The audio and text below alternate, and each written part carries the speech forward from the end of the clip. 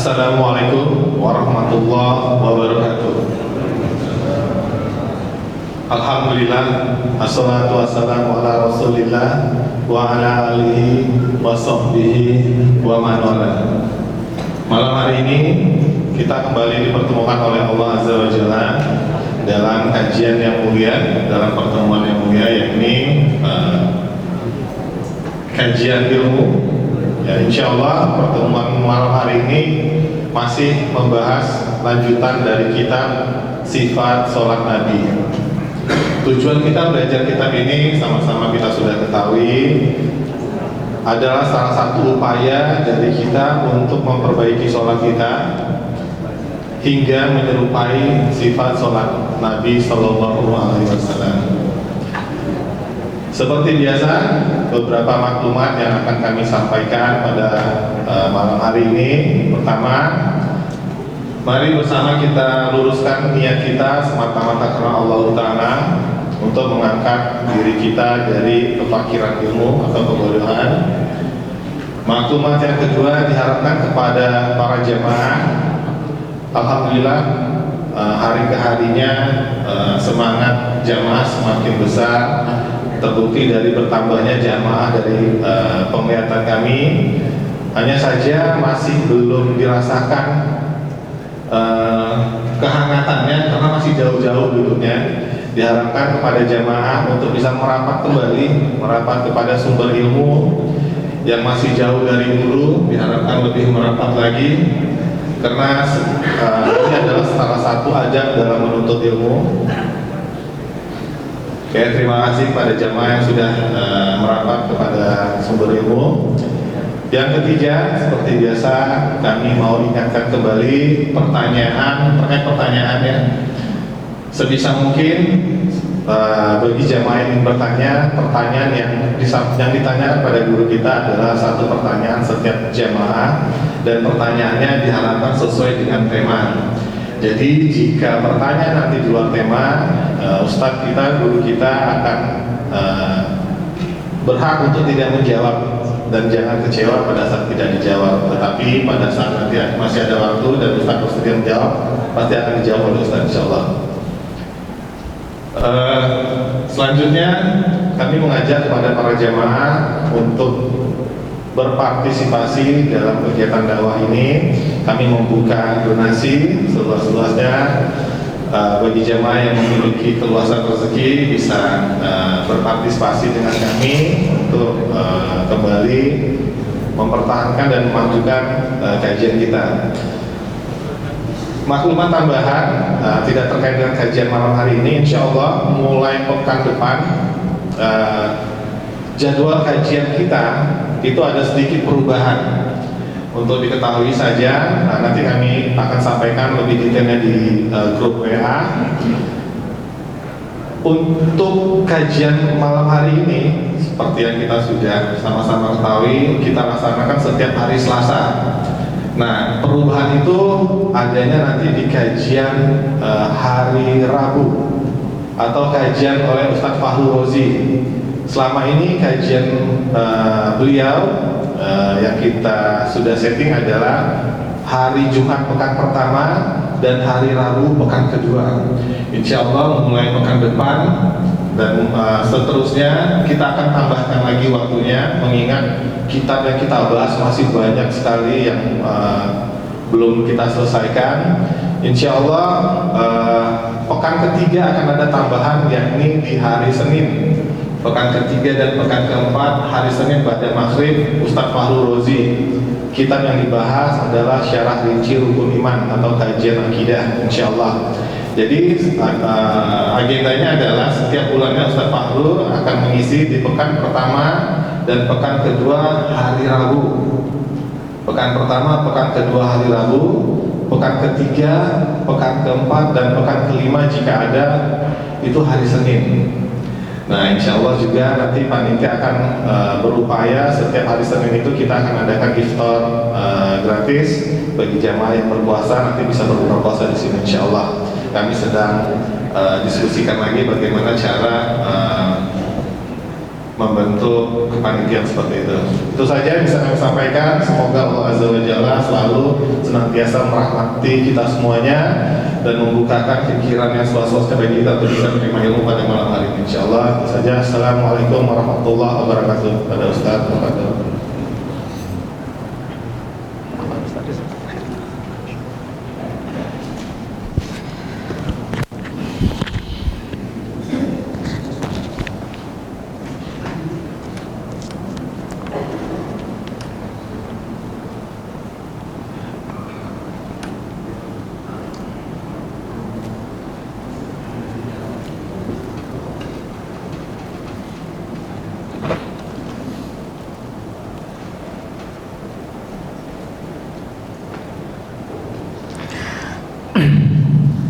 Bismillahirrahmanirrahim.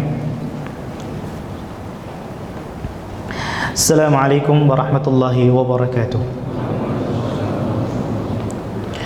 Alhamdulillah. Alhamdulillahi hamdan katsiran tayyiban mubarakan fihi kama yuhibbu rabbuna wa yarda. Assalatu wassalamu al-akmalan al-atamman ala khairi bariyatihi wa ala alihi wa sahbihi wa man ihtada bi sunnatihi ila yaumil qiyamah, amma ba'd. Bapak, Ibu, ikhwan dan akhwat, alhamdulillah, puja dan puji syukur kehadirat Allah Subhanahu wa taala selalu kita panjatkan atas segala limpahan karunia, nikmat, hidayah dan inayah yang Allah Subhanahu wa taala berikan kepada kita. Dan alhamdulillah Allah Subhanahu wa taala beri kita taufik, ya, ringankan langkah kita, ya, menuju rumah di antara rumah-rumah Allah Subhanahu wa taala, meskipun tadi di jalan mungkin sebagian kena rintik hujan, ya. Mudah-mudahan menjadi berkah untuk kita semua. Salawat serta salam semoga selalu tercurahkan kepada Nabi kita Muhammad ibn Abdullah, Sayyidil Mursalin, Sayyidil Awwalin wal Akhirin, kepada keluarga beliau, kepada para sahabat juga, dan juga pengikut-pengikut beliau yang senantiasa setia menjalankan dan juga menebarkan ajaran beliau yang murni ini hingga akhir zaman. Ahibati fillah, Bapak, Ibu, ikhwan dan akhwat rahimani wa rahimakumullah. Alhamdulillah kita masih dalam kajian sifat salatin Nabi, tata cara salat Nabi Muhammad sallallahu alaihi wasallam, min at-takbir ila taslim, dari takbir hingga salam. Ka'annaka taraha, seakan-akan kita melihatnya, yakni melihat salat beliau. Naam, ini karya Al-Allamah Al-Muhaddits, ya, Muhammad bin Nasiruddin Al-Albani rahimahullahu taala. Dan alhamdulillah bab per bab sudah kita bahas, ya, dari mulai menghadap kiblat, berdiri, takbir dan seterusnya. Mungkin bisa kita murojaah lagi, ya, bagi yang sudah ikut, dan bagi yang mungkin tertinggal bisa mengikuti yang tertinggal di channel YouTube Sima, ya. Nah, taib. Dan alhamdulillah terakhir kita bahas tentang tasyahud, ya, tentang tasyahud, yaitu cara duduk tasyahud, Nah, ya, seperti yang kita ketahui, ya, cara duduk tasyahud, kan kemarin sudah rakaat pertama selesai, alhamdulillah. Cara bangkitnya juga sudah kita bahas. Nah, kemudian kita selesaikan rakaat kedua. Banyak sekali hadis yang menyebutkan bahwa Nabi SAW di rakaat kedua, ya, yang beliau lakukan, ya, ketika duduk adalah beliau menegakkan kaki kanannya, ya, dan, ya, menghamparkan kaki kirinya, artinya duduk di atas telapak kaki kiri, adapun telapak kaki kanan ditegakkan. Yang ini kita sebut dengan duduk iftirash. Duduk apa? Iftirash. Ya, ini layaknya duduk antara dua sujud yang biasa kita lakukan. Nah, namun, ya, ada khilaf di antara para ulama apakah duduk tasyahud awal ini juga dilakukan untuk duduk tasyahud akhir pada salat-salat yang tasyahudnya cuma satu, ya, tasyahudnya cuma satu. Nah,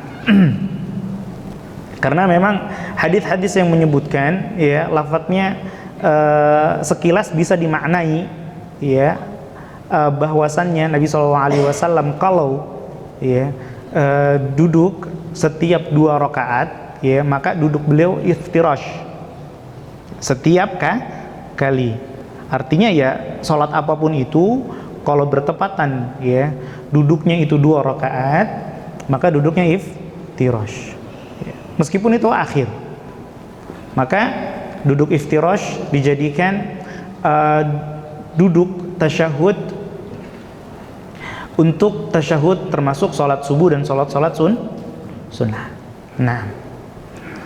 Nah, kemudian adapun yang dimaksudkan dengan tasyahud akhir di banyak hadis ya, di banyak hadis yaitu Nabi SAW duduk dengan cara tawarruk. Mungkin nanti insya Allah kita praktekkan, ada beberapa tata cara untuk bertawarruk ya, yang biasa kita lakukan hanya salah satu saja, itu hanya salah satu cara tawarruk ya. Ada cara yang lainnya paling tidak ada 2 cara. Nah, duduk tawarruk yaitu diantara caranya adalah yang biasa kita lakukan ya, menegakkan telapak kaki kanan ya, kemudian menjulurkan ya, menyerongkan kaki kirinya ya di bawah kaki kanan, sehingga telapaknya keluar ya dari bawah telapak kaki atau betis kaki kanan ya. Nah ini yang dimaksud di sini ya, yang dimaksud di sini adalah untuk tasyahud akhir, karena lafadz hadisnya seperti itu ya. Kalau kita lihat merujuk ke hadis-hadis yang ada ya, kalau duduk untuk tasyahud akhir, maka yang beliau lakukan adalah ya duduk tawaruk seperti itu tadi. Kemudian para ulama menjelaskan, di antaranya Syekh Al-Albani, bahwa duduk tasyahud akhir ini adalah kalau dalam satu sholat ada berapa tasyahud? 2 tasyahud. Dan ini pendapat Hanabilah. Secara umum ada 2 pendapat. Namun pendapat ini disanggah oleh Syafi'iyah. Dengan hadis yang sama juga. Ya. Meskipun untuk yang Hanabilah ya, yang pendapat yang pertama tadi ya, yang lebih menguatkan bahwasannya setiap 2 rakaat maka duduknya tetap iftirash ya, sama seperti tasyahud awal, karena itu adalah tasyahud yang pertama kali dilakukan, kan gitu ya. Nah, di antaranya dalilnya dari hadis Wa'il bin Hujr ya, itu yang banyak digunakan atau dipakai untuk berdalil dengan pendapat ini, dan juga beberapa hadis yang lain secara umum bahwa Nabi SAW ketika di rakaat kedua ya, kemudian beliau duduk untuk tasyahud dengan duduk ya secara rinci, intinya adalah iftirash. Nah, kemudian di antara ulama Syafi'iyah, di antara Imam Nawawi, siapa yang nggak kenal Imam Nawawi ya, ulama karismatik dari kalangan Syafi'iyah, kitabnya sering kita kaji ya, di antaranya Arba'in Nawawi kan ya. Mungkin yang sudah naik level belajar Riyadhus Shalihin mungkin ya. Nah, kemudian beliau membawakan hadis Abu Humaid As-Sa'idi. Nah, dan di antaranya juga hadis al-musi' salatahu di sini juga. Nah, yang merinci ada 2 cara duduk tasyahud. Kalau tasyahudnya pertama maka iftirash. Kalau tasyahudnya kedua terakhir maka tawarruk. Insyaallah. Dan ini khilaf panjang sampai sekarang.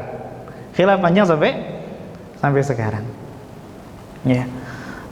Jadi kita barangkali ya dengar dari penjelasan dari ustaz-ustaz kita ya, yang merajihkan, yang menguatkan pendapat bahwasannya sholat subuh dan sholat sunnah 2 rakaat itu duduknya itu duduk iftirash, ya, iftirash, ya.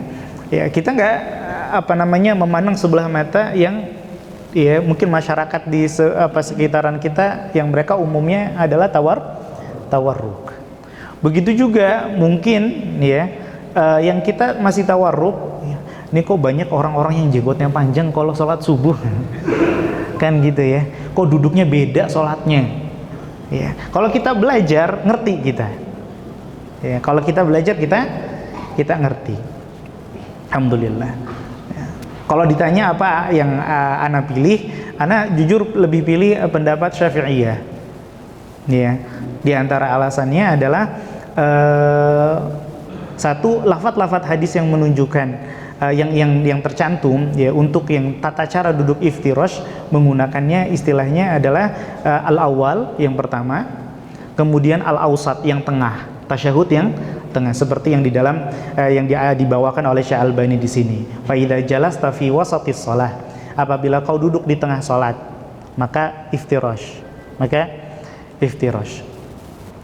Maka secara umum ya, kalau dari lafaz-lafaz pengistilahan yang ada sebenarnya duduk ya kan secara umum sebenarnya ulama kalau di selain salat subuh kan boleh dikatakan sepakat ya, meskipun ada khilaf sedikit, tapi bisa dikatakan sepakat ya, bahwa yang membedakan cara duduk yang pertama dan yang kedua, tasyahud awal dan tasyahud akhir itu ya, kalau tasyahud awal duduknya iftirash, kalau tasyahud akhir duduknya tawarruk. Masalahnya adalah sholat subuh ya, sholat subuh ya, itu duduk tasyahud awalnya adalah tasyahud akhir. Artinya di satu waktu dia tasyahud awal, di waktu yang bersamaan dia tasyahud akhir. Jadi kita mau ngikut cara yang mana nih? Tasyahud awal atau tasyahud akhir? Kan gitu ya. Mau ngikut cara yang mana? Maka kenapa Anda lebih condong pendapat ini? Ya, Anda coba melihat kira-kira lebih mirip mana. Bisa dikatakan dua-duanya ya kan? Bisa dikatakan itu tasyahud awal dan tasyahud akhir. Tapi lebih mirip mana? Kalau kita katakanlah keluar sedikit dari perselisihan yang ada di hadis tadi. Bacaannya, dari segi bacaannya ya, kira-kira lebih mirip mana, tasyahud awal atau tasyahud akhir? Tasyahud akhir ya. Biasanya kalau kita di tasyahud akhir kan ada doa-doa sebelum salam, betul? Iya. Nah, kalau dari sisi itu di tasyahud yang salat subuh, doa-doa yang di tasyahud akhir, yang doa sebelum salam itu dibaca atau tidak? Dibaca, makin mirip lagi kan? Nah, kemudian bergandengan dengan salam, itu tasyahud awal atau tasyahud akhir? Akhir. Lebih mirip dengan tasyahud akhir. Itu pertama. Dari sisi lebih banyak kemiripan dengan tasyahud akhir. Yang kedua adalah kita akan lebih enak untuk mengamalkan hadis ya. Mengamalkan hadis secara keseluruhan ketika kita dihadapkan dengan salat-salat yang cuman tasyahudnya cuman satu, tapi bukan 2 rakaat. Misal cuman 1 rakaat ya, witir gitu kan, 2 rakaat salam, 1 rakaat salam kan, 1 rakaat salam. Karena nggak disebutkan secara rinci riwayat ya, untuk yang 1 rakaat pakai tasyahud yang mana, nggak disebut ya. Barangkali di antara antum ada yang tahu hadisnya, nggak apa-apa kita belajar bareng di sini. Nggak disebut. Begitu juga ada beberapa riwayat Nabi SAW pernah sholat 5 rakaat sekaligus kemudian salam, 7 rakaat sekaligus kemudian salam, 9 kemudian salam, dan seterusnya ya. Itu pakainya tasyahud yang mana nih?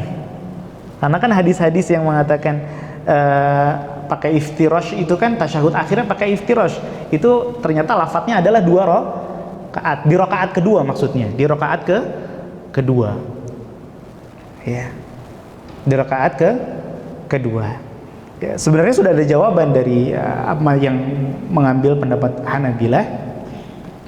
Ya, untuk yang seperti ini mereka berpendapat tetap tawarruk. Tetap tawarruk. Jadi cuma 1 rakaat tetap tawarruk.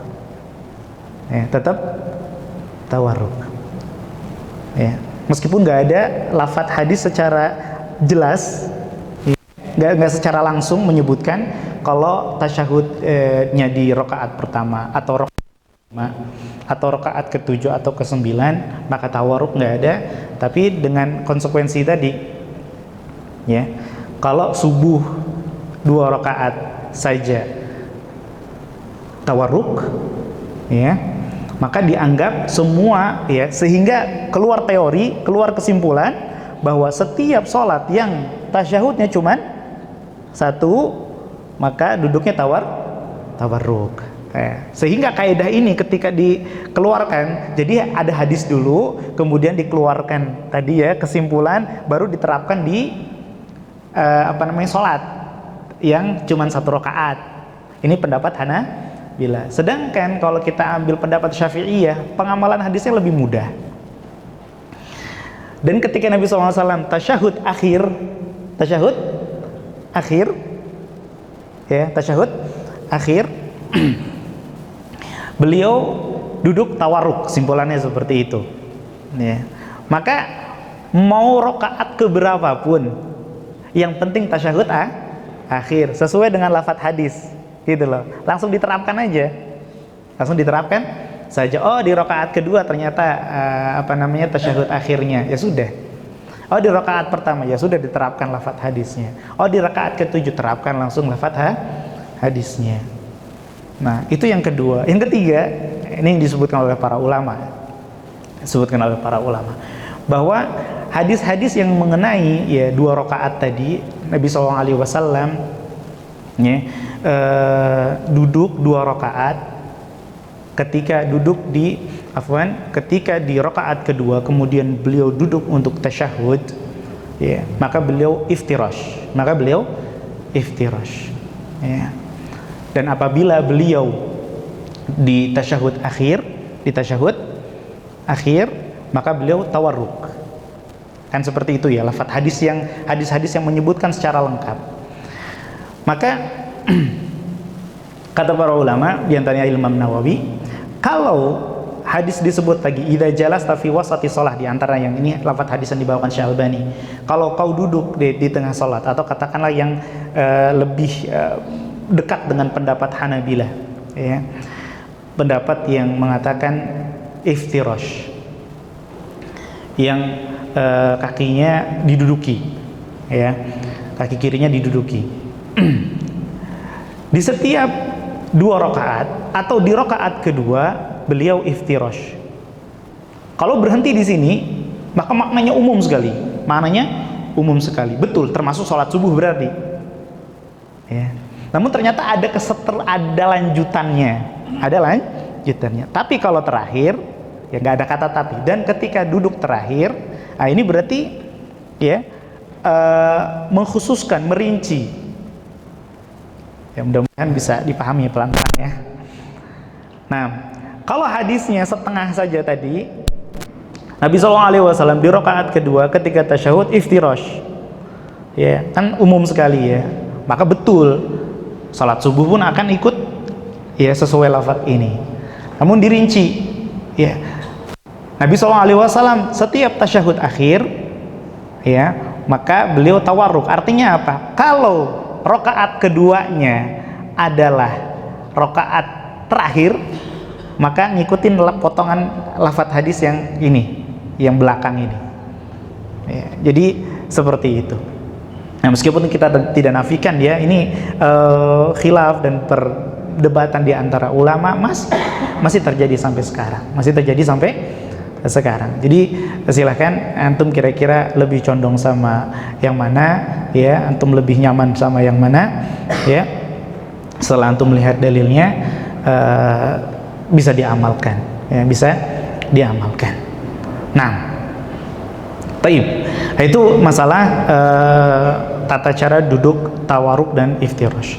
Nah, untuk tawaruk sendiri itu yang apa namanya, mohon maaf, pantat kita, bokong kita nempel langsung ke lantai, ya. Itu diantara caranya. Kalau biasanya kan kita julurkan kaki kirinya dari bawah betis, ya kan, ya. Itu boleh juga dari atas betis, agak kejepit ya antara betis dengan paha. Bisa dipraktekkan ya. Siapa yang mau coba? Fadhol. Siapa yang mau coba? Nah, tayyib. Ini cara biasa dulu. Tawarruk, ini iftirash. Nah, tawarruk biasanya seperti ini. Ya, dari bawah betis dijulurkannya. Bisa juga dari atas betis. Kalau dari atas betis agak guling ya. Bisa. Agak sulit. Oke, nggak apa-apa. Ya, maka antum pakai yang biasa aja dulu. Ada juga cara berikutnya adalah kaki kanan tidak ditegakkan, tapi sama-sama dijulurkan. Seperti ini, dijulurkan. Tidak ditegakkan, bukan ke belakang, ke samping. Jadi dua kaki telapaknya ke samping semua, ya, ke samping semua. Tentu untuk cara seperti ini mungkin kalau lagi jamaah, ya mungkin kalau misalnya mengganggu, ya, maka sebaiknya pakai cara yang biasa kita lakukan, yaitu tetap menegakkan kaki kanan. Itu diantara beberapa cara tawarruk. Nah. Taib, alhamdulillah, jazakallah khairan akhir Rizal.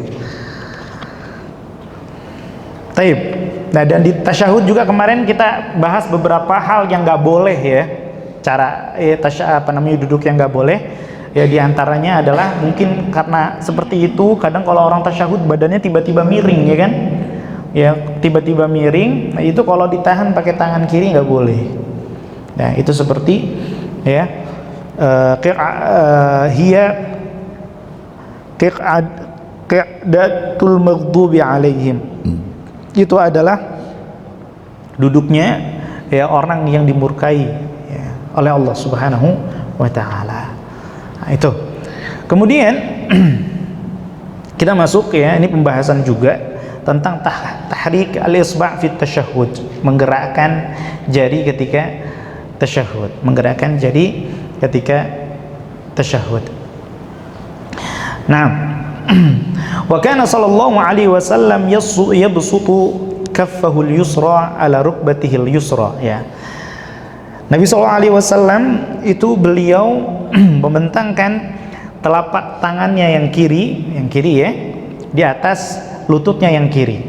Diletakkan tangan kiri di atas lutut kiri. Ya. Jadi setiap gerakan dalam sholat tangan punya posisi.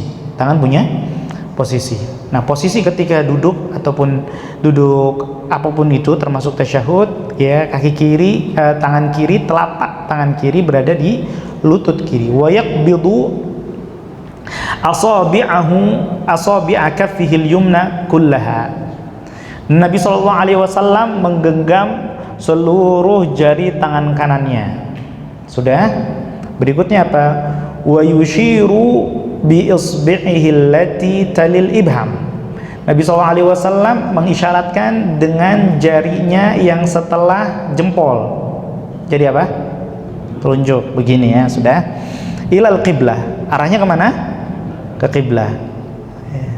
Qiblah berarti di mana? Di depan orang sholat atau di bawahnya atau di atasnya atau kanannya atau kirinya? Depannya. Ya. Karena ada hadis terakhir Anda baca dhaif, menyarankan untuk menunjuknya ke bawah, ya, menundukkan jari seperti ini, ya.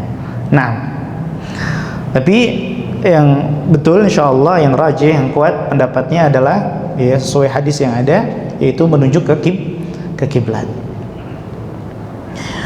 Kemudian wayarmi basarahu ilaiha, dan ya pandangannya melihat kepadanya, maksudnya kepada telunjuknya. Jadi khusus untuk tasyahud sunnahnya adalah mata kita melihat telunjuk.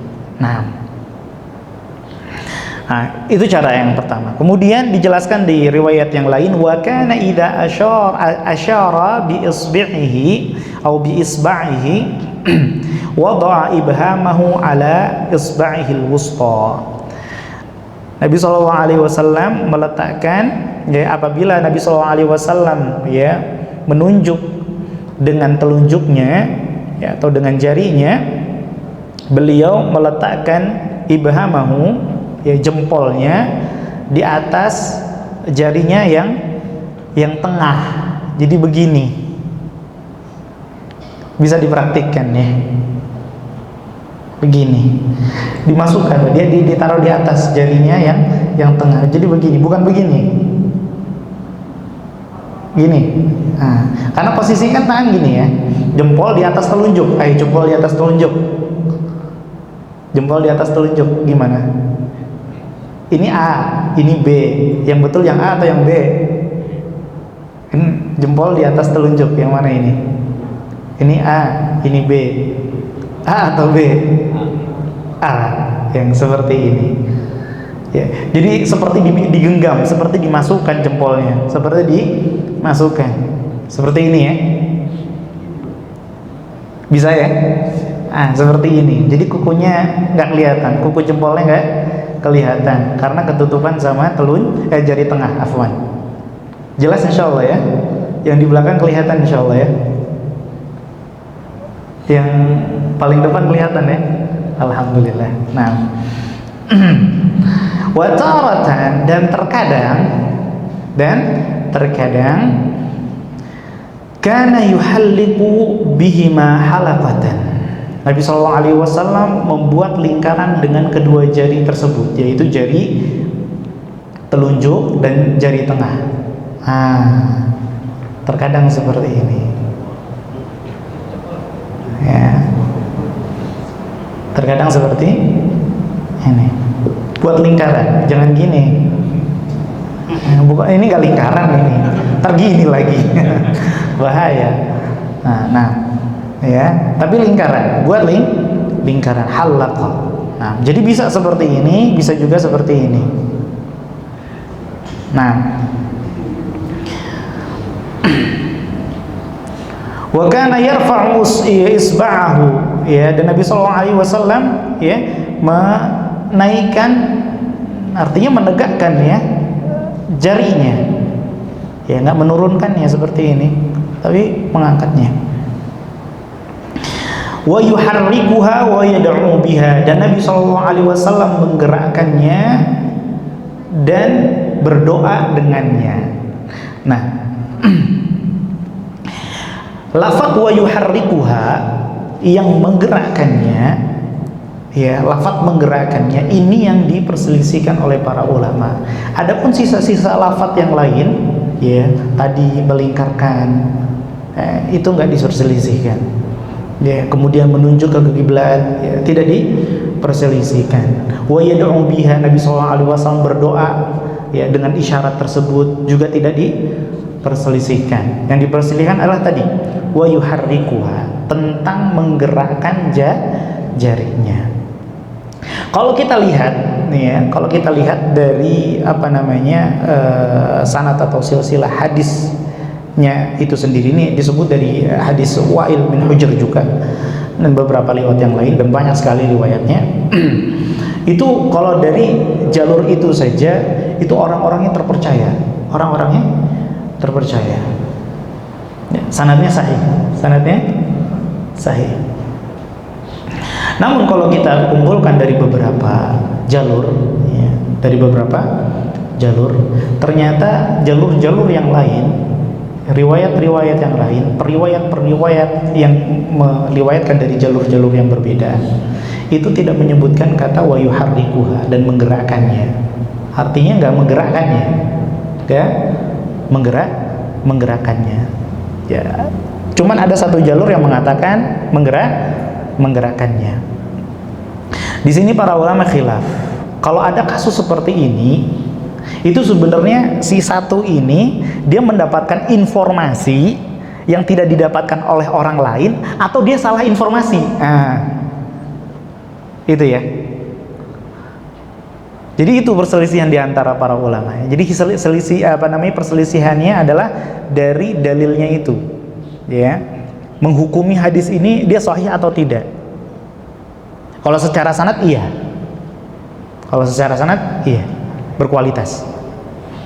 Namun kalau dibandingkan dengan riwayat-riwayat yang lain, yang mana riwayat-riwayat yang lain itu yang meriwayatkan lebih terpercaya, ya. Derajat ilmunya lebih tinggi, ya.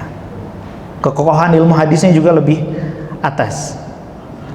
Maka bagi yang berpendapat, oh ini lebih mengarah ke salah riwayat ini, karena nggak mungkin imam-imam yang lain, ulama-ulama yang lain meriwayatkan hadis ini, ya, dan meninggalkan satu kata ini, karena para ulama hadis itu sangat detail sekali. Fa sama wa, ya, itu huruf yang maknanya kurang lebih hampir sama, tapi ya mereka bisa membedakan. Bahkan dalam riwayat itu, kalau kita mungkin disamakan aja ya, karena Nabi sallallahu alaihi wasallam, dahulu Nabi, karena Rasulullah sallallahu alaihi wasallam, dahulu Rasulullah, itu saja dibedakan oleh para ulama, ya. Bahkan seperti khairul qurun, sebaik-baiknya generasi, dengan khairun nas, sebaik-baiknya manusia, itu kurang lebih maknanya sama. Itu saja permasalahkan oleh para ulama hadis, detail sekali. Nah, bagi ulama yang mengatakan ini arahnya salah periwayatan, karena menyalahi jalur-jalur riwayat yang lain yang lebih banyak dan lebih kuat, maka hadis sahih namun menyelisihi, ya, hadis yang jalurnya sahih namun menyelisihi jalur-jalur yang lain yang lebih sahih, yang tidak menyebutkan kata wa yuharrikuha dan menggerakkannya. Ini disebut dengan hadis syadz. Hadis apa? Syadz, nyimpang. Syadz ini adalah salah satu jenis hadis dhaif. Kalau kita belajar di mustalah hadis, ilmu hadis, ya, syadz adalah masuknya kategori bukan hadis sahih tapi hadis dhaif. Karena ada hadis yang sebenarnya dia sahih, ya, namun dia bertentangan dengan hadis-hadis atau riwayat atau jalur-jalur yang lebih kuat. Nah, maka untuk ulama yang lebih memandang ini kesalahan riwayat, maka dikategorikan hadis syadz dan lemah, ya. Jadi pendapat pertama mengatakan tidak perlu menggerakkan jari. Namun, ya, ulama ahli hadis juga di antaranya Syekh Albani mengatakan tidak seperti itu, ya, bahwa ini jalurnya sahih kok. Dan beliau mempunyai informasi yang tidak dimiliki oleh orang lain, dan itu mungkin, ya. Ya, tentu metode yang lebih paham ulama-ulama hadis, ya, detailnya, ya. Nah, jadi sehingga dan juga dikuatkan mungkin beberapa lafaz yang lain yang beliau temukan, sehingga beliau berpendapat bahwa menggerakkan jari itu sunnah. Ya, di khilaf juga sampai sekarang ulama. Sampai sekarang dari zaman dulu, ya. Maka bagi mungkin kita yang nggak menggerakkan, ya, ketika melihat saudara kita kok menggerakkan, ini orang kok sholat main-main, enggak, ya. Kalau kita tahu ilmu, belajar, alhamdulillah, paham, oh ternyata itu akar masalahnya, ya. Dan kita yang sudah pertama kali terakhir anak belajar sholat itu kata Ustadz digerakkan. Kok Masya Allah itu Ustadz, masjid di dekat kampung anak nggak mau pada gerakin. Itu nggak bener, ya nggak juga. Kalau kita sudah belajar lebih luas lagi, justru ini mengambil pendapat ulama yang lebih banyak tadi itu, ya, lebih banyak lagi. Jadi seperti itu. Nah, jadi ada berapa pendapat? Dua pendapat. Ada yang mengatakan digerakkan, ya, dengan alasan tadi hadisnya bermasalah. Nah, tidak digerakkan, biasa saja, ya. Ada yang mengatakan digerakkan, ya. Ada yang mengatakan digerakkan sesuai dengan lafaz hadis dengan sanad yang memang sudah bagus, ya, orangnya terpercaya semua. Kemudian ini ana ingat kisahnya saya Ali Hasan Al-Halabi. Beliau muridnya Syekh Albani, muridnya yang punya kitab ini. Suatu ketika beliau di daurah gitu, beliau cerita, ana sholat, ya, ngobrol sama Syekh Albani, guru ana. Ya, ditanya, antum kalau sholat gerakin nggak jarinya? Oh, gerakin Syekh, masya Allah. Ya berarti sependapat sama gurunya, ya kan gitu. Antum gerakin ini gimana? Begini sih. Nah, kan gitu ya. Itu bukan menggerakkan, bukan kata tahrik, kata Syekh. Disalahin. Gak seperti itu caranya. Nah ini faidah ya, buat mungkin sebagian kita yang ngambil pendapat bahwa ini hadis bisa diamalkan dan sunnah. Kata Syekh Albani, beliau mengatakan bahwa yang dimaksud dengan tahrik itu bukan seperti ini. Kalau ini namanya ar-raf' wal khafd, naik turun, naik turun, naik turun, bukan menggerakkan. Terus gimana Syekh? Caranya begini, paham? Nah ini namanya tahrik, menggerakkan. Ya, karena kata harroka ya artinya menggerakkan berulang-ulang, bukan naik turun, naik turun, naik turun. Ya, jadi seperti itu. Nah, taib. Nah itu poin ya yang perlu kita jelaskan juga. Jadi dalam hal ini nggak perlu kita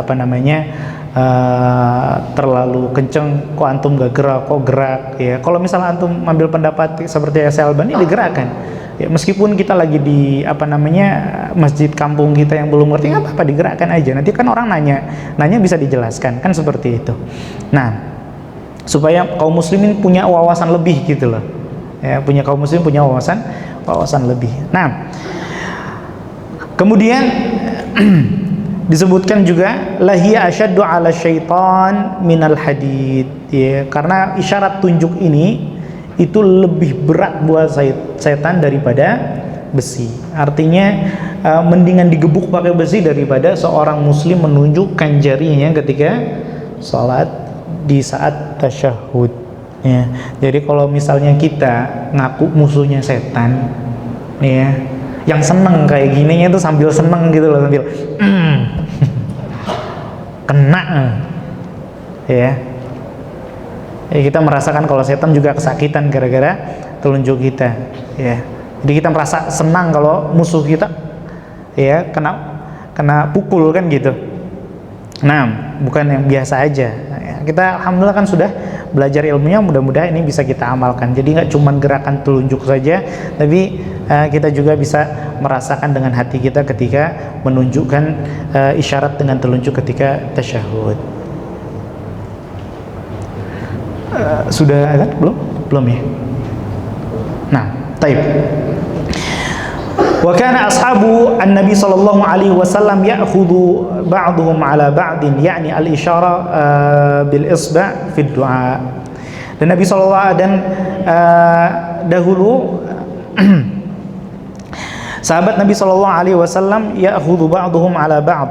Ya, salah di antara mereka saling mengambil. Sudah isya ya.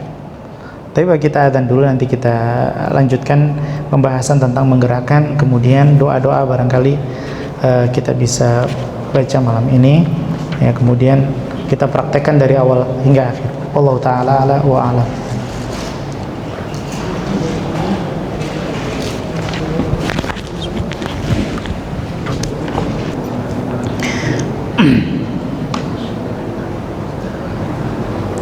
Bismillah. Alhamdulillah wa kafa, wassalatu wassalamu ala nabiyyillahi mustafa wa ala alihi wa sahbihi wa man ihtada. Amma ba'd. Taib, tadi sedikit ya melanjutkan tentang telunjuk, ya, isyarat dengan telunjuk ketika tasyahud.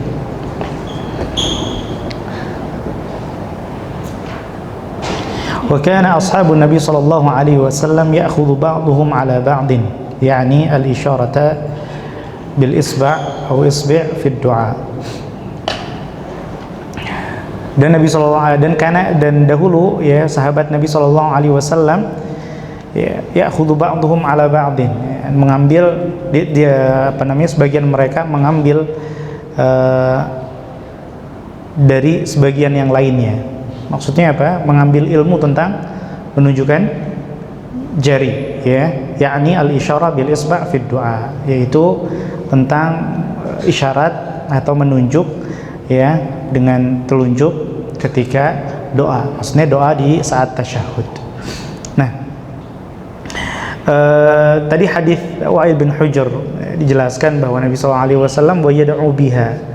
Nabi SAW berdoa dengan isyarat tadi, ya, berdoa dengan isyarat tadi. Nah, sehingga kalau kita lihat di sini, mungkin sebagian kita malah melihat ada orang yang ketika tasyahud nggak langsung nunjuk tuh. Ada nggak? Ada ya. Digenggam dulu atau biasa dulu, baru setelah agak lama baru nunjuk. Itu kenapa sih? Nah, itu karena lafaz hadis ini. Wa yad'u biha, dan beliau Nabi SAW berdoa dengan isyarat tersebut. Nah, sehingga ketika di awal ya at-tahiyatu lillah atau at-tahiyatus shalawat dan seterusnya dengan lafaz-lafaz yang insyaallah nanti kita baca, itu tidak dianggap doa karena itu adalah tahiyat, ya, penghormatan kepada Allah Subhanahu wa taala. Ya. Ada yang mengatakan doanya ya nanti. Ya. Ada yang mengatakan mulai tasyahud, yaitu ketika mengucap syahadat.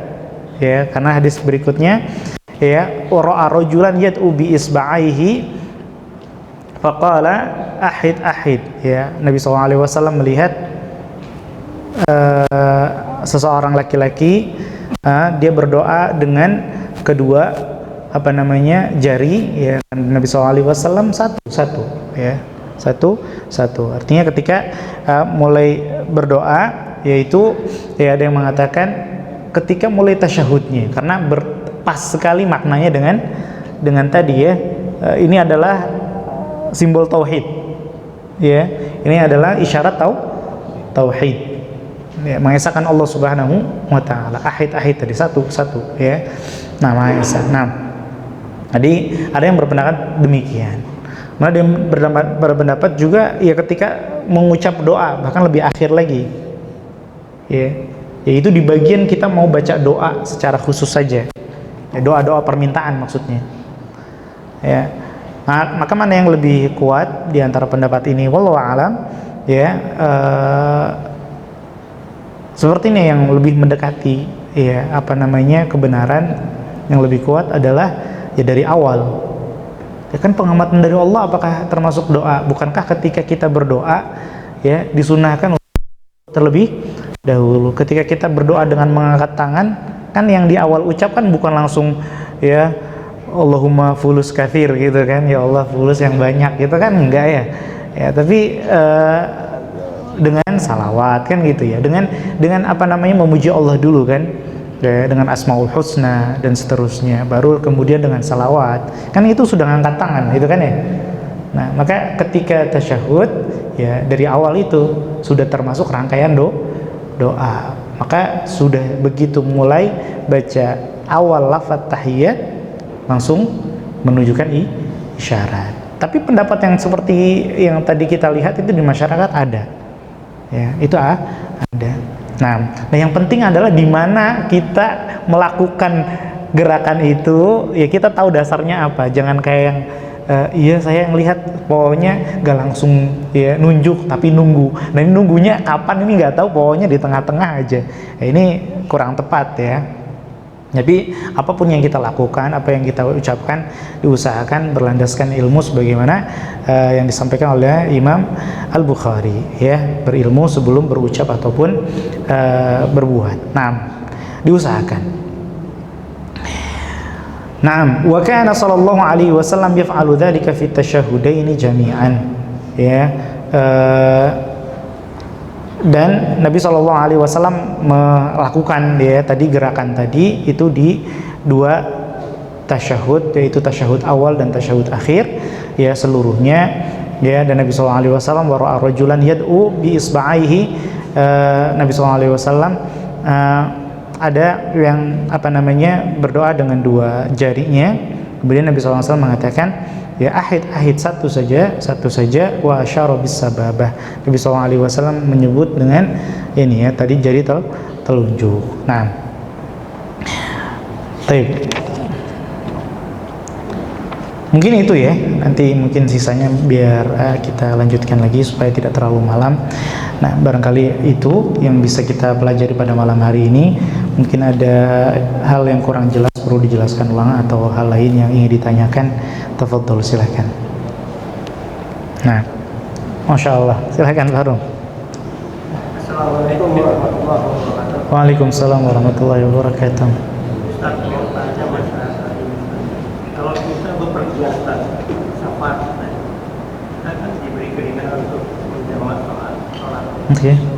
Nah, Itu kalau kita sudah sampai ke tujuan, apa masih bisa kita dijamak? Misalnya kita berwarna hari. Yang kedua, sampai kapan kita baliknya itu sampai sholat normal kembali? Apa sampai rumah, Pak? Apa kilonya di itu, Masya Allah. Nah, ini terkait dengan sholat jamak qasar ya. Boleh nanti disimpan dulu Pak jawabannya, Masya Allah. Yang mungkin tentang tasyahud dan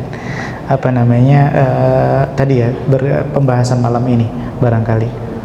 Silakan Pak, Masya Allah. Assalamualaikum warahmatullahi wabarakatuh. Waalaikumsalam warahmatullahi wabarakatuh.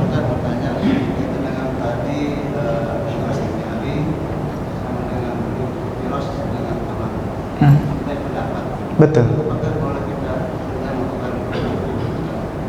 Boleh berganti-ganti. Oh jangan, ya. Baik. Tadi banyak pendapat ya, banyak pendapat yang ada mengatakan kalau misalnya subuh ada yang iftirash, ada yang tawarruk. Kemudian ada yang menggerakkan, ada yang nggak menggerakkan. Ya, dan pendapat-pendapat seperti ini sebenarnya masuk dalam ikhtilaf, bukan ikhtilaf tanawwu, tapi ikhtilaf tadad. Ya, bedanya apa? Ikhtilaf tanawwu itu kita boleh milih yang mana aja, bahkan sebaiknya dikerjakan semuanya. Contoh, bacaan-bacaan dalam gerakan ya, itu namanya ikhtilaf tanawwu. Atau mengangkat tangan sambil takbir ya, angkat tangan bersamaan atau takbir dulu kemudian angkat tangan, atau ya sebaliknya. Nah, adapun yang seperti tadi itu tadad, bertentangan. Gak bisa kita bebas milih. Ya, kita coba lihat, harus milih salah satu. Dan kalau kita sudah pilih itu, istiqomah dengan itu sampai kita betul-betul melihat penjelasan dalil yang lebih gamblang untuk pindah ke pendapat yang lain. Ya. Misalnya tadi saya berpendapat atau lebih condong pada pendapat bahwa sholat subuh tawarruk. Ya, dengan pertimbangan-pertimbangan dalil yang tentu dijelaskan oleh para ulama. Maka saya ambil itu sampai betul-betul ada hal yang benar-benar meyakinkan saya untuk iftirash, untuk sholat subuh. Seperti itu. Jadi bukan yang sekali-kali iftirash, kan ada ulama pendapat seperti ini. Besok tawarruk kan ada juga ulamanya. Enggak seperti itu. Ya, ini namanya kutu loncat ya. Nah, tapi satu. Tapi Masya Allah, ini pertanyaan penting. Terima kasih Pak sudah bertanya. Betul, berbeda dengan bacaan atau dengan istilah ikhtilaf tanawwu ya, hanya beda jenisnya saja ya, tidak. Tadad itu bertentangan. Kalau tanawwu tidak bertentangan karena hanya banyak variasi saja ya. Tanawwu itu artinya variasi, sedangkan tadad bertentangan. Justru kalau yang bentuknya tanawwu, sebisa mungkin kita amalkan semua varian ya, semua varian kita amalkan. Seperti itu. Allah Ta'ala wa'ala. Masya Allah, silakan Pak. Kalau kita syukur mengalami ya, kalau kita sholat, kalau bergerak 3 kali, jadi kita gatel gitu. Masya Allah. Itu katanya membatalkan sholat itu.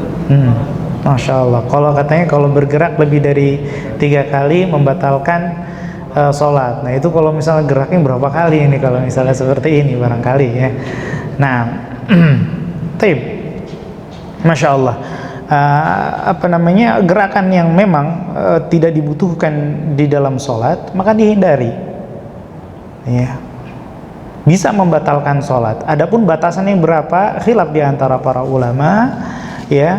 Batasan sekian dan sekian tidak ada dalil satupun yang menyebutkan 3 kali, 7 kali, ya, atau 27 kali, ya, tidak ada, ya, tidak ada. Maka selama kalau gerakan-gerakan itu banyak dan membuat orang menganggap dia tidak sedang sholat, bisa batal, ya. Adapun gerakan-gerakan yang diperlukan sebagaimana yang sudah kita bacakan hadisnya, ya, maka diperbolehkan meskipun lebih dari 3 kali, meskipun lebih dari 3 kali. Nabi SAW sholat bawa cucu kan begitu, ya. Itu pasti enggak 3 kali lebih itu. Ya.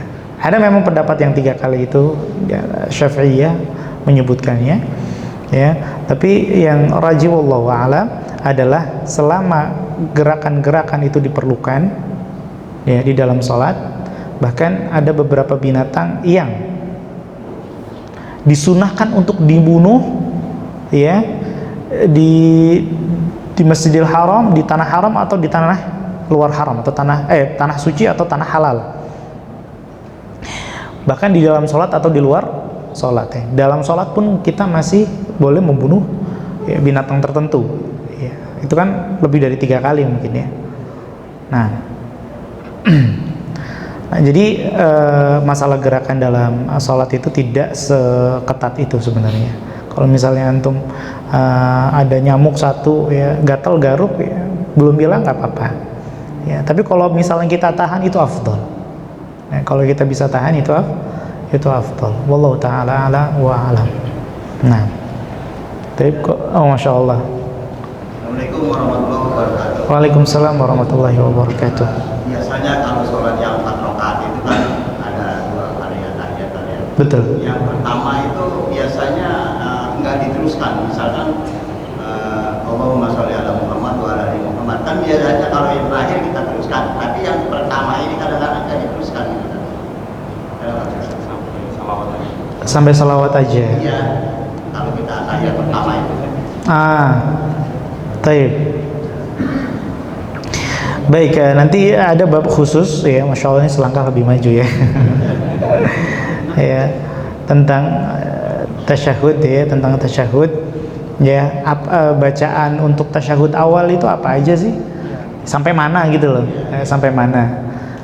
Adapun tasyahud yang kedua sampai mana? Apa aja yang dibaca sebenarnya? Karena ada yang bacaannya cuman selawat, ada yang bacanya sampai bahkan lebih tasyahud dan seterusnya lah. Ada yang baca, ada yang dibaca, ada yang tidak, dan seterusnya.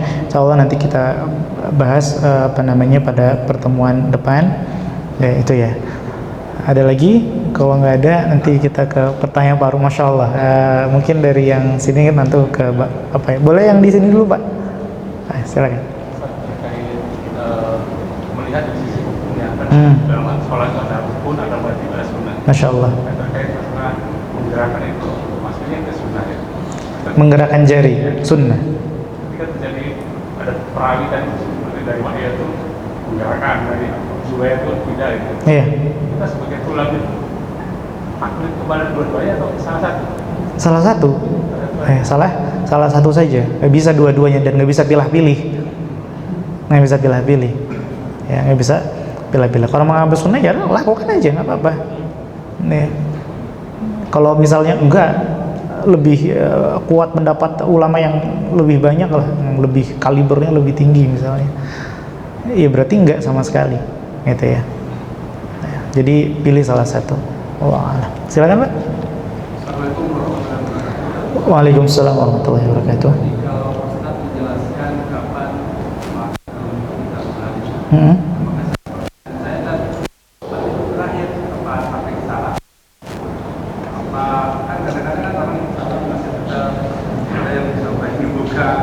Nah itu sampai kapan itu? Masya Allah. Masya Allah, ini pertanyaan bagus juga ini ya. Ya, Telunjuk itu kan kapan ngangkatnya, kapan nunjuknya. Tadi kan disebut di awal ya. Sampai kapan? Nah, ini sampai kapan? Ini juga khilaf di antara para ulama. Ada yang mengatakan ya doa itu tasyahud saja, ya. Maka begitu udah assalamualaikum sudah dilipat itu. Assalamualaikum, assalamualaikum. Ya. Tapi kayak yang menganggap ya salam kan juga doa. Ya. Salam juga doa, maka masih tetap ditelunjuk. Tapi kan itu rukun baru. Itu kan bukan bagian dari tasyahud. Oh, berarti di luar, berarti dilipat. Nah, jadi seperti itu khilafnya. Ya. Wallahu alam ruwasi insyaallah. Masalahnya nggak sempit itu. Yang apa namanya sampai salam masih nunjuk nggak masalah insyaallah. Yang sudah dilipat juga insyaallah nggak masalah. Memang ada khilaf di situ ya. Ada khilaf di situ. Adapun membuka apa namanya tangan sambil tengok ke kanan, membuka telapak kiri, tengok ke kiri. Wallahu alam apakah ada hadisnya atau hadisnya sahih atau tidak. Anda belum melihat atau membacanya. Barangkali nanti ketemu, nanti kita bahas. Maka kalau kita belum yakin betul ada hadis sahihnya, sebaiknya ditanggalkan sampai betul-betul kita dapat ilmunya. Oh, ada ilmunya benar, ada riwayatnya dan seterusnya. Tapi dhaif, nggak jadi. Kan gitu ya. Kan seperti itu. Oh, enggak kok, ada yang mensahihkan dan ternyata alasannya kuat, baru diamalkan. Jadi sikap kita seperti itu. Ya. Nah, begitu juga antum di sini ya. Jangan sampai antum finalnya di atau sini, enggak, jangan. Nanti terus ya. Terus cari, terus gali terus. Jangan sampai berhenti, ya kan? Nah, karena nuntut ilmu kan kata para ulama ya, minal mahdi ilal lahdi ya kan, dari buayan sampai liang lahat. Nah, mudah-mudahan terjawab Pak ya. Jadi insyaallah nggak masalah yang manapun. Nah, mungkin kita tutup dengan pertanyaan dari Pak Rum, bagaimana kalau misalnya safar, sampai kapan jamaknya? Ini juga dibahas oleh para ulama. Pendapat yang paling longgar tentu saja selama seorang itu disebut dengan musafir, ya, maka selama itu juga dia boleh jamak qashar sampai dia pulang ke kampungnya. Bukan sampai ke rumah, sampai dia melihat bangunan kampungnya. Mulai qasharnya, kalau mulai jamak boleh, karena jamak itu nggak harus karena safar. Orang nggak safar boleh jamak, ya. Adapun qashar itu hanya khusus musafir. Kapan bolehnya? Kalau udah nggak lihat bangunan kampung kita, ya, mungkin gerbang kota kita udah jauh gitu ya, gapuranya udah nggak kelihatan. Ya, atau pucuk monasnya udah nggak kelihatan gitu ya. Nah, itu baru mulai qashar. Maka berakhirnya di situ juga. Ya, kalau sudah mulai masuk ya, oh belum sampai rumah tapi udah terminal kota kita. Ya, berarti sudah masuk kota kita. Berarti masuk di Bekasi ini dasarnya. ya, Bekasi bukan Jakarta. Kalau kita mukim di Jakarta, di Bekasi masih boleh qashar. Tapi kalau sudah masuk ke Jakarta, oh ini sudah Jakarta, oh ya sudah, berarti kita sudah masuk karena kita mukimnya di Jakarta, ya, seperti itu. Adapun perincian apa namanya, ada yang mengatakan 3 hari, 10 hari, 7 hari, 20 dan seterusnya. Ini berdasarkan perbedaan riwayat ketika Nabi SAW berada ketika haji ataupun ketika Fathu Mekah. Selama di sana Nabi SAW jamak qashar, ya, jamak qashar, ya. Ada yang melewatkan 3, kalau yang melewatkan 3 berarti batasnya 3 hari. Kalau melewatkan 7 berarti 7 hari. Tentu perbedaan seperti ini akhirnya tidak bisa jadi patokan. Maka selama dia disebut musafir, bismillah boleh insyaallah. Wallahu taala ala wa alam bisawab, ya. Ana rasa cukup insyaallah. Hadza wa sallallahu ala nabiyyina Muhammadin wa ala alihi wa sahbihi ajmain. Mudah-mudahan apa yang sudah kita pelajari bisa kita amalkan bersama. Qul qouli hadza, ana kurang lebihnya saya mohon maaf ya atas segala keterbatasan. Kita tutup dengan doa kafaratul majlis. Subhanakallahumma wa bihamdika asyhadu an la ilaha illa anta astaghfiruka wa atubu ilaik. Syukran lakum wal afu minkum. Assalamualaikum warahmatullahi wabarakatuh.